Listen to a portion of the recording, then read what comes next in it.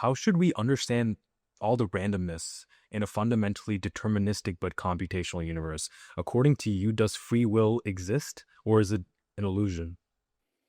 Well, so what does free will mean? I mean, one imagines, if you look back at sort of early science fiction movies that had robots and early AIs and so on in them, you could always kind of tell the thing was a robot because its behavior was quite simple. It was following logic and it did something, and then there was this kind of idea that if there were definite rules by which the thing operated, its behavior would somehow be correspondingly simple. So it turns out, as a matter of science, that I guess I kind of discovered in the 1980s, that that's just not true. Just because the rules for something are simple doesn't mean the behavior of the thing should somehow be correspondingly simple. It's possible to get immensely complicated behavior even from very simple rules. We don't tend to, in traditional engineering, we tend to build systems where we can foresee what they're going to do. So we don't end up building mostly systems that might have simple rules, but have very complicated and very hard to understand behavior. So we're not quite as used to that. If we look around in nature, it's pretty common that there are rules that are quite simple, but yet the behavior is very complicated. So the first thing to realize is that the kind of notion that if you have deterministic and perhaps simple rules, that necessarily your behavior is very kind of clunky and very kind of old style robot, that isn't, as a scientific matter, that's not the case. So now the question is, well, what happens? Let's say your rules are deterministic, simple, whatever. Does that mean that in no sense do you have free will? Well, here's the thing. If one could readily say, I know what that robot is going to do, I know what that fruit fly is going to do, whatever, you can readily say it doesn't have free will because whatever it's thinking, I can just jump ahead and I can say, I know what it's going to do. It's going to do this. And because I know what it's going to do, it's something where it obviously doesn't have free will because it has no choice. It's going to do that. Okay, so what happens when you have simple rules and you have very complicated behavior, there's a phenomenon I call computational irreducibility, which is a very important phenomenon. It shows up. I've sort of discovered it 40 years ago. I thought it was kind of neat. And it's over the years, it's sort of advanced in its importance in many, many, many different ways. But for free will, the importance is this. You might say, given that I know the rules by which some system operates, that immediately tells me everything about what the system is going to do. So even if the system itself had to go through 1,000,000 steps to work out what would happen after 1,000,000 steps in the system, I can, by knowing its rules, just jump ahead and say, okay, I know what the result is going to be. That's a very traditional kind of thing to want in exact science. It's like that's the big achievement, in a sense, of mathematical science, tends to be, I don't need to follow the Earth around 1,000,000 orbits. I can just write down a formula and fill in the number 1,000,000 and say where the Earth is going to be after 1,000,000 orbits type thing. I can jump ahead. I don't have to follow all the steps. Computational irreducibility says that for many systems, you actually do have to follow all the steps. So what does it mean if you have to follow all the steps? Well, that thing where you said it doesn't have free will because I know what it's going to do, you don't get to say that. The only way you can tell what it's going to do is to follow each step, which is the same as what it's doing. So in some sense, it's what it's doing. It's doing what it's doing. It's not something where you can point at it and say, aha, you're a deterministic system. I know what you're going to do. And so I think that's the sense in which we have free will, that we can't know in advance what we're going to do. Now, one day it'll be possible to kind of read out the states of all the neurons in our brains and so on, and to compute, what are we going to do next? But in some sense, the thing we'll be doing is just recapitulating what's happening in our brains. We're not able to just say, you don't have free will. It's like we can just go immediately to the end point, so to speak. So I think that's the and if you ask questions like, do AIs have free will? Well, the answer is in the same sense that we do. AIs similarly have free will. They similarly have this notion of irreducible computation.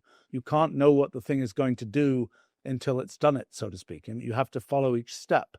Now that means, for example, that if you say, well, I want to make sure that my AI will never do the wrong thing. Well, that's something you can't guarantee. you can't, to know what it's going to do and to know it will never do the wrong thing, you have to have kind of followed an infinite collection of possible steps it could have taken, which you can't get to do. And so that's sort of another consequence of this kind of computational irreducibility idea.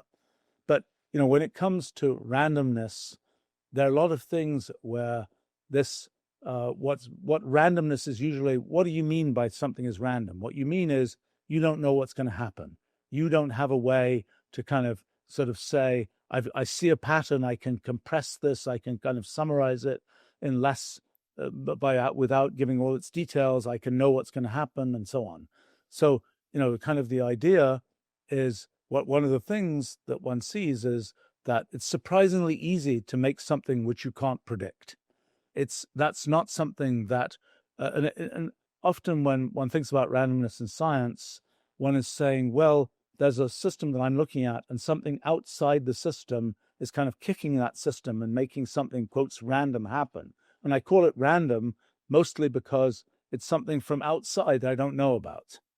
Well, my guess is that, in fact, I know from many cases that a lot of things that we've just said, oh, it looks kind of random. It's not random in the sense that there is no rule. It's random in the sense that that rule is not something that we, as observers that are as sort of limited as we are, we can't kind of unravel that rule. The system itself might have very simple rules, but when you apply those rules many, many times, the results you get are something you can't get without applying those rules many, many times. And that requires an amount of computation that's much greater than we can kind of muster. I mean, a very well, for science, for physics at least, an important case of this is the second law of thermodynamics, the law of entropy increase, which says, if you have a bunch of gas molecules and you start them off in some very orderly pattern, they will tend to get to a pattern that seems quite disordered, that seems kind of random. What's happening there is something like what happens when you encrypt a message. It's like you started off from that very easy to understand configuration of molecules, and then this process of the molecules colliding with each other and so on, that was an irreducible computational process that effectively encrypted the original message. And we, as observers of the kind we are, sort of minds of the kind we have, are just not capable of decrypting that message. It's something, and so to us, we just say it looks random to us. Now, I will say there's another wrinkle to this whole thing, which is in quantum mechanics, in physics, sort of the big thing that happened basically 100 years ago this year, more or less, was this kind of transition to a belief that sort of underneath physics, there was this other layer of quantum physics, and kind of the big characterization of the classical physics versus the quantum physics is in classical physics, in a first approximation, you do something like throw a ball, it goes in a definite path. In quantum physics, it's more like you throw the ball, there are many, many paths that are followed, and we only get to say what the probability of what happens is. So quantum physics is all about many paths of history being followed. We now understand with our physics project in recent years, we now understand a lot more about the literalness with which there are sort of these many threads of history that occur in physics. And so one of the questions is, one question is, if there are many threads of history, why do we think that definite things happen? And that's very related to this thing we were talking about before, about the fact that human consciousness follows this single thread of experience. We force the world to be such that we perceive definite things to happen. Just as we might say, there are all these gas molecules or they're all water molecules in some water, but yet what we perceive is that the water is flowing in a definite direction, even though if we were to look in more detail, we'd see all those molecules going in all these random different directions.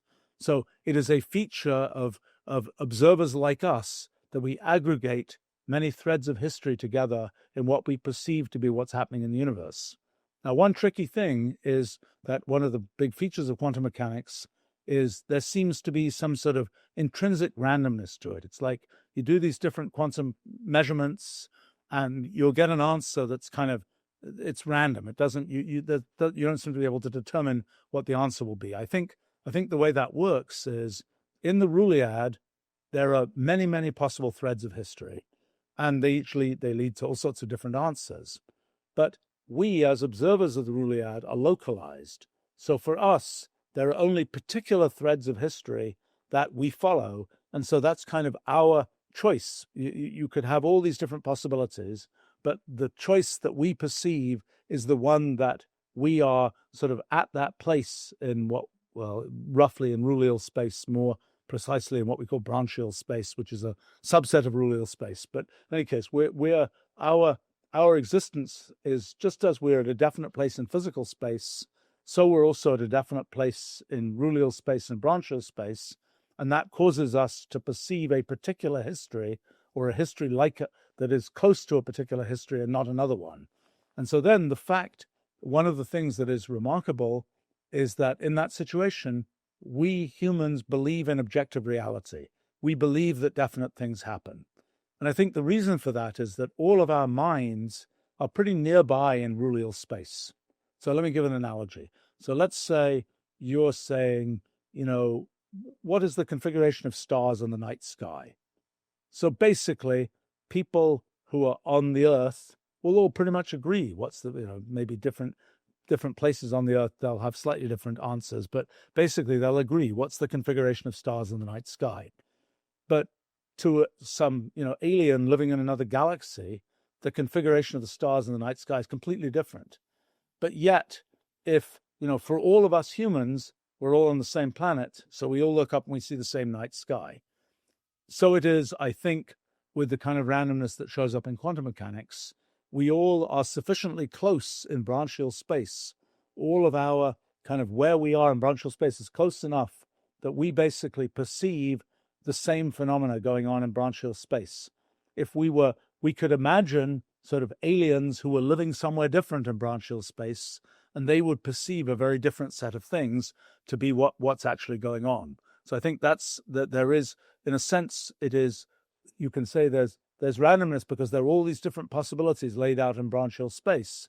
But for us, we all agree about the fact that we got this particular one because this is where we happen to be in branchial space, just as the night sky is the way it is because this is where we happen to be in physical space. Thank you for that insightful explanation. That it really does make sense. And even like you said about the randomness, that it's just our kind of limited nature of as observers that we perceive it to be random. But yeah, so great way to put it.